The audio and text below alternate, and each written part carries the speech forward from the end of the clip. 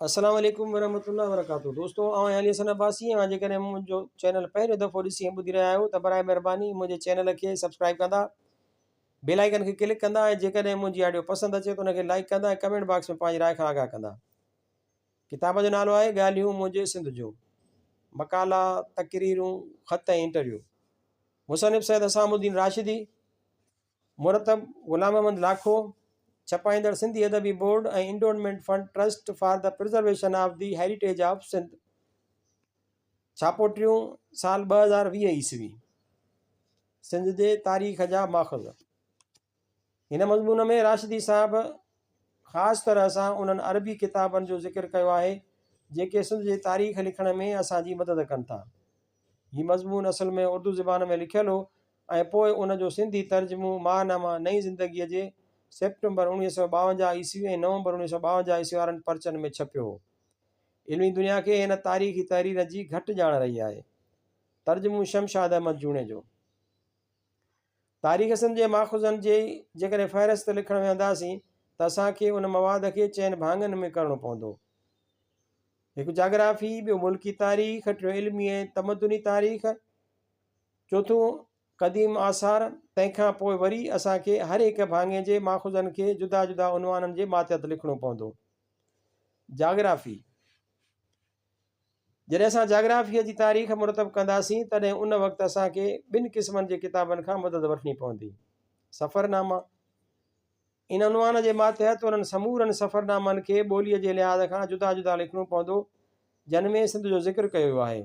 उन जे सिलसिले में असांखे अरबी ऐं अंग्रेज़ीअ में वधीक किताब मिलंदा।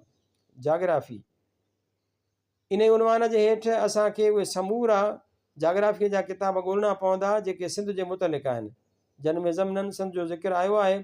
उन्हनि जी तक़सीम बि ॿोलीअ जे एतबार सां करणी पवंदी। जीअं त अरबी, फ़ारसी ऐं अंग्रेज़ी जुदा जुदा ॾेखारणा पवंदा, उन जे सिलसिले में असांखे अरबी, फ़ारसी ऐं अंग्रेज़ीअ में घणो मवादु मिलंदो। उर्दू ऐं सिंधीअ में शायदि के थोरा तर्जुमा मिलंदा, न त को ख़ासि किताब उन जे मौज़ूअ ते न मिलंदो। उन जे उनवान हेठि असांखे अंग्रेज़ीअ जा उहे समूरा रिसाला, मख़ज़न ऐं जनरल बि ॾिसणा पवंदा जिन में ख़ासि सिंध जे जाग्राफ़ीअ ते मज़मून शाया थी चुका आहिनि। मुल्की तारीख़, आम मुल्की तारीख़ लिखण जे सिलसिले में जॾहिं माख़ुज़नि खे गॾु करणो पवंदो त उन वक़्तु फ़हिरिस्त हेठियनि उनवाननि ते विराइबी। सिंध ते ख़ासि किताब, उन उनवान हेठि तारीख़ जा उहे समूरा किताब दर्ज करणा पवंदा जेके ख़ासि तरह सिंध ते लिखिया विया आहिनि। उन जे सिलसिले में असांखे फ़ारसीअ में के थोरा लेकिन अंग्रेज़ीअ में घणा किताब मिलंदा। अंग्रेज़ी किताबनि जा माख़ुज़ बि चंद फ़ारसी तारीख़ जा किताब आहिनि जेके उन उनवान हेठि असीं लिखंदासूं। लेकिन आख़िरी दौर लाइ अंग्रेज़ीअ में ख़ासि तरह सां सिंध ते वॾी कसरत सां किताब आहिनि जेके असांखे उन जे फ़हिरिस्त में शामिलु करणा पवंदा। अंग्रेज़नि कलोड़नि जी हुकूमत, टालपुरनि जी साहिबी ऐं पंहिंजे राज जे बारे में अंग्रेज़ीअ में घणो कुझु लिखियो आहे। आम तारीख़ूं, इन उनवान में उहे समूरा तारीख़ जा किताब अचनि था जिन में ज़मननि सिंध जो ज़िक्र आयो आहे। उन जे बारे में अरबी ऐं फ़ारसी तारीख़ुनि जो तत्व तयारु कबो ऐं अंग्रेज़ी तारीख़ुनि जा नाला लिखणा पवंदा। उहा फ़हिरिस्त बि ॿोलीअ जे लिहाज़ सां विराइणी पवंदी। रिसाला ऐं मख़ज़न, अंग्रेज़ी ज़ुबान में असांखे अहिड़ा रिसाला ऐं मख़ज़न कसरत सां मिलंदा जिन में सिंध ते ख़ुसूसियत सां निहायत अहम मज़मून लिखिया विया आहिनि ऐं उहे समूरा मज़मून निहायत क़ीमती ऐं नायाब मवाद जी अहमियत रखनि था।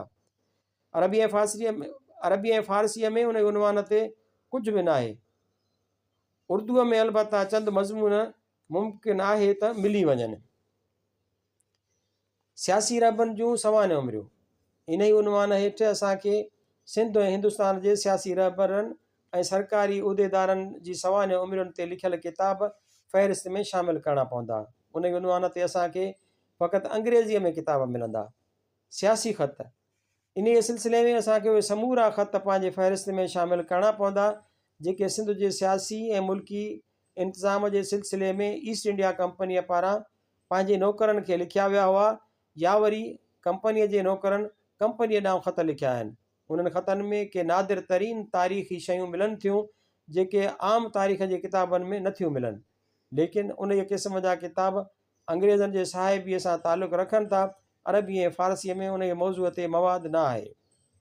इल्मी ऐं तमदुनी तारीख़, तमदुन और तहज़ीब ऐं सिंध जे इल्मु अदब जी तारीख़ जे सिलसिले में असांखे जिन किताबनि खां मदद मिली सघे थी उन्हनि खे हेठियुनि 7 उनवाननि में तक़सीम करे सघिजे थो। इल्मी मकतूबात, उन उनवान हेठि वलियनि ऐं बुज़ुर्गनि जा मकतूबात ऐं के इल्मी ख़त दर्ज थींदा।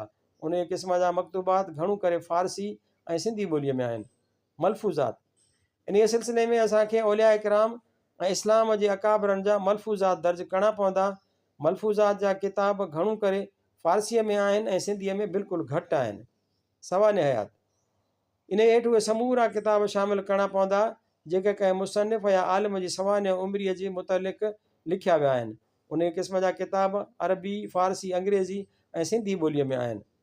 तज़किरा ऐं तबक़ात, इन सिलसिले में असांखे कसरत सां किताब मिलंदा कि आम तज़किरा आहिनि जिन में ज़मननि सिंधी मशाहिरनि जो बयानु आयो आहे ऐं के किताब ख़ासि सिंधी मशाहिरनि जे सिलसिले में लिखिया विया आहिनि। अरबी, फ़ारसी, उर्दू, अंग्रेज़ी ऐं सिंधीअ में काफ़ी किताब उन मौज़ूअ ते मौजूदु आहिनि। दीवान, इन सिलसिले में असांखे उहे समूरा फ़ारसी, अरबी ऐं सिंधी दीवान गॾु करणा पवंदा जेके सिंधी शाइरनि मुर्तब कया आहिनि ऐं अहिड़नि किताबनि जो तादादु 7 ताईं पहुची वञे थो। सिंधियुनि जूं तसनीफ़ूं, जॾहिं असां इल्मु अदब जी तारीख़ मुरतब कंदासूं त असांखे सिंधी बुज़ुर्गनि जे तसनीफ़ुनि ते हिकु निगाह विझणी पवंदी ऐं उहे तसनीफ़ूं असांखे इल्मु अदब तोड़े मज़हब जे मुतलिक़ मिलंदियूं। अरबी, फ़ारसी ऐं सिंधीअ में उन मौज़ूअ जा हज़ारनि जे तादाद में किताब मौजूदु आहिनि। फ़नून लतीफ़ा, इन उनवान हेठि बि घणा ई किताब असांखे फ़हिरिस्त में शामिलु करणा पवंदा। क़दीम आसार, क़दीम आसारनि जे सिलसिले में असांखे 3 उनवान क़ाइमु करणा पवंदा। मुल्की तोड़े इल्मी तारीख़ उन वक़्त ताईं मुकमिल न थी सघंदी जेसीं असां सिंध जे आसार क़दीमा सां इस्तफ़ादो न कंदासीं। आसार क़दीमा जे खाते जूं रिपोर्टूं, हिंदु सरकार जे आसार क़दीमा जे सिलसिले में असांखे उहे समूरियूं सालियाना रिपोर्टूं गॾु करणियूं पवंदियूं जे अंग्रेज़नि जे साहिबीअ में मुरतब थियूं। किताब, सालियाना रिपोर्टुनि खां सवाइ अंग्रेज़ीअ में सिंध जे आसार क़दीमा ते ख़ासि तरह सां घणा किताब लिखिया विया आहिनि। तन खे बि फ़हिरिस्त में शामिलु करणो पवंदो। रिसाला, गुज़िरियल 150 वरियनि में यूरोप तोड़े हिंदुस्तान मां अंग्रेज़ी रिसालनि में सिंध जे आसार क़दीमा ते घणा मज़मून शाया थी चुका आहिनि ऐं उहे सभई कंहिं न कंहिं तरह इस्तफ़ादी जे एतबार सां घणे क़दुरु ज़रूरी ऐं अहम आहिनि। सिंध जी तारीख़ उन वक़्त ताईं मुकमिल न थींदी जेसीं ताईं उन्हनि मज़मूननि खे निहायत ऊनी नज़र सां मुतालियो न कयो वियो आहे। उन क़िस्म जा मज़मून समन जे तादाद में आहिनि। उन्हनि रिसालनि जो अॼुकल्ह मिलणु बिल्कुलु मुश्किल आहे। हीउ हो तारीख़ सिंध जे माख़ूज़नि जो ज़िक्र। नई ज़िंदगीअ जे आईंदा इशात में अरबीअ जी जाग्राफ़ी ऐं सफ़रनामनि जी फ़हिरिस्त पेश कई वेंदी। जाग्राफ़िया ऐं सफ़रनामा, इब्ने खोरदज़बा, हीअ सभ खां पहिरियों 250 हिजरी अरब जोग्राफ़िया नवीस आहे जंहिं पंहिंजे किताब अल मसालिक व ममालिक में हिंदुस्तान ऐं सिंध जो ज़िक्र कयो आहे। ख़लीफ़ा मुअतमद जे ज़माने में इब्ने खोरदाज़बा पोस्ट ऑफिसुनि ऐं ख़ुफ़िया इतलात खाते जो ऑफिसर हो। जेतोणीकि हू पाण सिंध ऐं हिंदुस्तान में न आयो हो लेकिन संदसि लिखियल अहवाल दुरुस्त आहिनि। संदसि किताब 1889 ईस्वीअ में ब्रेल लेडिन में शाया थियो। डीजियो जी किताब खे एडिट कयो आहे सुलेमान ताजिर। 237 हिजरीअ में इहो सभ खां पहिरियों ताजिर हिंदुस्तान जे साहिलनि ते वापार जे सिलसिले में पहुतो। 237 हिजरीअ में हिन पंहिंजो सफ़रनामो तयारु कयो। उहो सफ़रनामो 1845 ईस्वीअ में पेरिस में छपिजी वियो आहे। सिंध ऐं हिंद जे मुतलिक़ उन में निहायत बेशबहा मालूमात आहे। अबू ज़ैद सेराफ़ी, 264 हिजरी सेराफ़ ईरान खारीअ जो हिकु मशहूरु बंदरगाह हो। अबू ज़ैद उन शहर जो बाशिंदो हो। 264 हिजरी संदसि किताब में ॾिनल आहे। अरब जो मशहूरु सियाह मसूदी 300 हिजरीअ में हिन सां सेराफ़ में मिलियो हो। हिन 25 या 30 वरियनि खां पोइ उन किताब जो तकमिला लिखियो। अबू ज़ैद पाण त कॾहिं बि हिंदुस्तान में न आयो लेकिन हू उन बंदरगाह जे बाशिंदे हुअण सबबि सिंध ऐं हिंद जे मुसाफ़िरनि सां मिलंदो रहंदो हो। सिंध जे मुतलिक़ अहवाल मालूम कंदो रहंदो हो ऐं उन खे लिखंदो वेंदो हो। मसूदी जंहिं उन जे सफ़रनामे खे पढ़ी उन जो तकमिला लिखियो हो केतिरा दफ़ा हिंदुस्तान आयो हो तंहिं करे सेराफ़ीअ जूं जाग्राफ़ियाई चुकूं बि मसूदीअ जी नज़रसानीअ सां दुरुस्त थी वियूं। हीअ किताबु पेरिस मां 1845 ईस्वीअ में सिलसिलातुल तवारीख़ में शाया थी चुको आहे। अबूदल्फ मसर बिन मलहल यम्बोई 331 हिजरी, उन अरब स्याह जो ज़मानो 331 हिजरी खां 377 हिजरीअ ताईं हो। हीउ सभ खां वॾो स्याह आहे। बगदाद खां रवानो थी तुर्किस्तान पहुतो ऐं उते बुखारा जे बादशाह नसर बिन अहमद अल मौतूफ़ी 331 हिजरी सां मिलियो। उतां वरी चीनी एलचीअ सां चीन ॾांहुं रवानो थी वियो। वरी चीन खां काबिल, तिब्बत ऐं कश्मीर मां थींदो मुल्तान पहुतो। सिंध ऐं हिंद जे ॾाखिणे साहिल कोलम ताईं पहुतो। उन किताब जो हिकु हिसो 1845 ईस्वीअ में बर्लिन में छपियो ऐं उन जा के टुकड़ा इब्न नदीम पंहिंजे अल फ़हरिस्त में याकूत मुअजमुल बलदान ऐं कज़वेनी आसारुल बिलाद में ॾिना आहिनि। ग़ालिबन हीउ पहिरियों अरब स्याह आहे जो ख़ुश्कीअ जे रस्ते सिंध पहुतो हो। बुज़ुर्ग बिन शहरयार 300 हिजरी, इहो हिकु जहाज़ रान हो जो पंहिंजे दरियाई सफ़रनि जे ज़रिए इराक़ी बंदरगाहुनि खां वठी हिंदुस्तान जे साहिलनि ताईं ऐं उन खां पोइ चीन ऐं जापान ताईं पहुतो। हिन अजाइबुल हंद जे नाले सां हिकु किताबु अरबीअ में लिखियो हो जो 1886 ईस्वीअ में ब्रेल प्रेस लेडन खां शाया थियो आहे।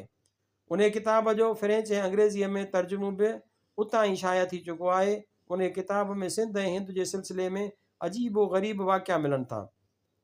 मसूदी अबुल हसन अली 303 हिजरी, हिन मुसनिफ़ जा 2 किताब दस्तयाब थिया आहिनि ऐं शाया बि थी विया आहिनि।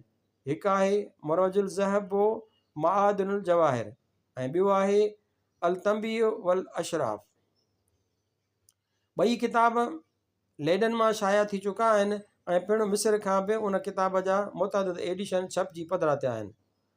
अल तंबिया वल अशराफ जे हिकु भाङे जो उर्दू तर्जुमो दारुल तर्जुमा हैदराबाद दखन मां शाया थियल आहे। मसूदी हिकु बुलंद पाए मोरिख़, जाग्राफिया नवीस ऐं सियाह हो। इन 25 वरिया मुख़्तलिफ़ मुल्कनि जी सियाहत में गुज़ारिया। हीउ सियाह सिंध ऐं हिंद में बि आयो हो। संदसि ॿिन्ही किताबनि में सिंध जे बारे में निहायत क़ीमती मालूमात दर्ज आहे। मोरजुल ज़हब मसूदी पंहिंजे सैरो सफ़र ख़तमु करण खां पोइ 332 हिजरीअ में लिखियो हो। हीउ किताबु फ्रेंच तर्जुमे सां 9 जिल्दनि में पेरिस मां बि शाया थियो आहे।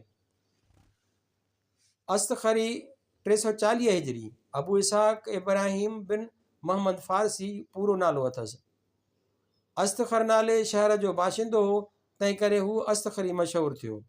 हीउ सियाह 340 हिजरीअ में सिंध ऐं हिंद में आयो ऐं पंहिंजे मासिर सियाह इब्न होकल सां उते ई मिलियो हो। इल्म जाग्राफिया ते संदसि 2 किताब आहिनि। हिकु किताबु अल कालीम जो 1839 ईस्वीअ में गोथा खां शाया थियो। अरब, ईरान, मावराल नहर, काबुलिस्तान, सिंध ऐं हिंद जो हिन सफ़र कयो ऐं पंहिंजनि किताबनि में के हालात लिखिया। सिंध ते हिन हिकु ख़ासि बाबु लिखियो जंहिंमें हिन तफ़सीली हालात लिखिया आहिनि। इब्न होकल 331 हिजरी, 943 ईस्वी, 358 हिजरी, 979 ईस्वी। अबुल कासिम इब्न होकल नसेबी बगदाद जो वापारी हो। सन 331 हिजरी 943 ईस्वीअ में हिन बगदाद छॾियो। Europe, Africa, Asia, Spain, Sicily ऐं हिंदुस्तान जी सियाहत कयईं। हीअ सभ खां पहिरीं जोग्राफिया नवीस आहे जंहिं सिंध जो नक्शो पंहिंजे किताब में ॾिनो आहे। हिन हिंदुस्तान जे तूलो अर्ज़ ॿुधाइण जी कोशिशि कई आहे। संदसि किताब में सिंध ते हिकु जुदा बाब आहे जो मालूमात सां भरियलु आहे। हीउ किताबु लेडन खां ॿ दफ़ा साल 1938 ईस्वीअ में ऐं साल 1939 ईस्वीअ में शाया थियो आहे। किताब जो नालो सूरत हिंद आहे। बशारी मुक़दसी 375 हिजरी, शमसुद्दीन मोहम्मद बिन अहमद बशारी बैतुल मुक़दस जो बाशिंदो हो। हिन पंहिंजो किताबु अहसनुल तक़ासीम फ़ी मारफ़तुल अकालीम 375 हिजरी में लिखी रास कयो। हिन इस्लामी मुल्कनि जो सफ़र कयो ऐं हिंदो सिंध में बि आयो। बशारी पंहिंजे किताबनि में हिंद ऐं सिंध जा नक्शा ॾिना आहिनि ऐं सिंध बाबति हिकु जुदा बाब बि ॾिनो आहे। हीउ किताबु 2 दफ़ा 1906 ईस्वीअ में लेडन खां शाया थियो। अल बैरूनी 400 हिजरी, अल बैरूनी पंहिंजे मशहूरु तसनीफ़ किताबुल हिंद सभु मां मशहूरु आहे, तंहिं करे तफ़सीली हालात लिखण जी ज़रूरत न आहे। महमूद गज़नवी सां हिंदुस्तान में आयो हो। किताबुल हिंद ऐं कानून मसूदी संदसि ॿ आलमगीर मशहूरीअ जूं तसनीफ़ूं आहिनि, जिन में हिंद जा तफ़सीली हालात ऐं सिंध जा हालात मुख़्तलिफ़ टुकरनि जे सूरत में मिलनि था। किताबुल हिंद अरबी, अंग्रेज़ी ऐं उर्दूअ में मुतअद्दिद बार छपिजी चुको आहे। अंग्रेज़ी तर्जुमो मिस्टर सखाउ कयो आहे। अल बैरूनी जा तफ़सीली हालात लिखिया आहिनि। सखाउ जी शोहरत अल बैरूनी जे तर्जुमे सभु मां थी। किताबुल हिंद जो उर्दू तर्जुमो साज़ो अंजुमन तरक़ी उर्दू पाकिस्तान तरफ़ां शाया थियो आहे।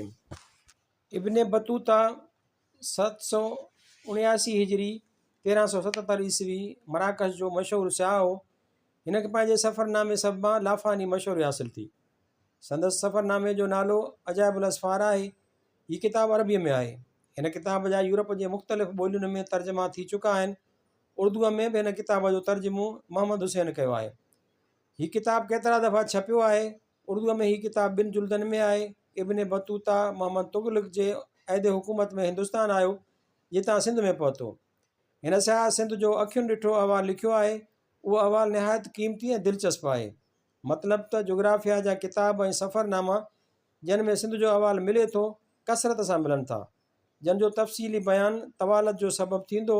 तंहिं करे बाज़ किताबनि जा असां फ़क़ति नाला ॾियूं था। इब्न रस्ता 290 हिजरी अलाकुल नफ़ीसा लेदन मां छपियो। कदामा बिन जाफ़र 296 हिजरी इदरीसी 560 हिजरी 1165 ईस्वी नुज़हतुल मुश्ताक। याकूतुल हमवी 627 हिजरी 1229 ईस्वी मौजमुल बलदान। कदामा बिन जाफ़र जा कुझु किताब मिलनि था। उन्हनि में सिंध ऐं हिंद जे हवाले सां 2 किताबनि जो ज़िक्र करे सघिजे थो। नक़द शहर किताबुल बलदान मुरतब। ज़करिया कज़वेनी 682 हिजरी 1282 ईस्वी आसारुल बिलाद। सूफ़ी दमिश्की 728 हिजरी 1326 ईस्वी अजाइबुल बहरो अल बहर।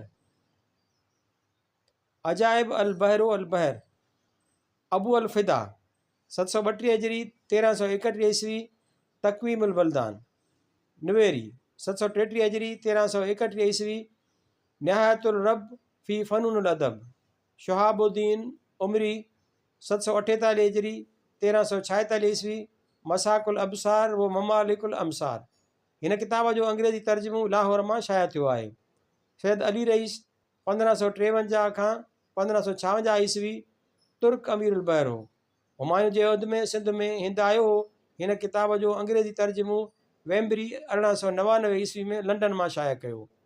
हीअ समूरा जोग्राफिया जा किताब ऐं सफ़रनामा तारीख़ सिंध जे सिलसिले में संगे मील जो दर्जो रखनि था।